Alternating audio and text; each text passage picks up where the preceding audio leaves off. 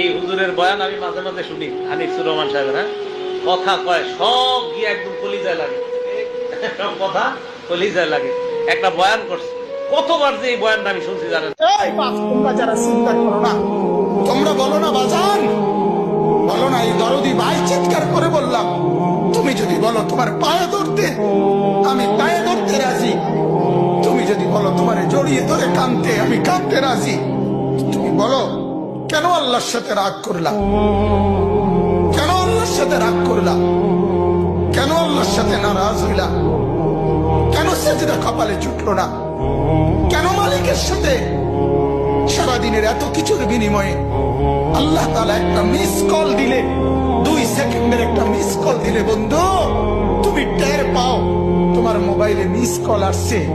এত বড় মসজিদে 6টা মাইকের হরন দিয়া আল্লাহু আকবার বলে তোমারে ডাক দেয়, তোমার একটাবারও কানে লাগে না, বিবেকে লাগে না।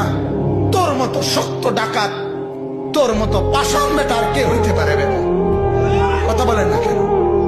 তুই ডাকাত, কত বড় ডাকাত। ওই যে এই যে একটা বয়ান আছে দেখবেন, যে তুমি আজকে কার জন্য কি করলা, বড় বড় বিল্ডিং করলা, পাইলিং করলা, তুমি মরে যাইবা, সব শেষ। এটা জানেন না? এত হিট করছে এই বয়ান, দিলে হিট করে। কি কইল উনি? উনি বলতেছে যে আমার বাবা নাই, দাদা নাই, দাদি নাই, কেউ নাই, কিচ্ছু নাই, মিয়া আমিও থাকবো না। ওনাদের বয়ান আমি মাঝে মাঝে চিন্তা করি, আল্লামা মুস্তাকুর নবী সাহেব, আমাদের মাওলানা আনিসুর রহমান আশরাফী সাহেব আমারে খুব মহব্বত করে, ওনারা খুব মহব্বত করে, কিন্তু আসলে আমি অকৃতজ্ঞ বান্দা, এখনো দেখা করতে পারতেছি না। যাবো ইনশাআল্লাহ। হুজুর আনিসুর রহমান আশরাফী সাহেব দেখবেন কোন সুর সার কিচ্ছু নাই, কথা গিয়া সুর লাগে দিলে একদম হিট করে। কি আজীব এক ইয়া। আমলি মানুষ তো, আমলি মানুষ তো যা কয় তাই ভালো লাগে। আমলি মানুষ দেখবেন যা কইব এটাই ভালো লাগে। আপনারা যদি একটা থাবর দেয় আমলি মানুষ, জি হুজুর মারেন আমারে মারেন, তাও ভালো লাগবে। তো যাই হোক, আমলি মানুষদের কাছে বেশি বেশি যাবে।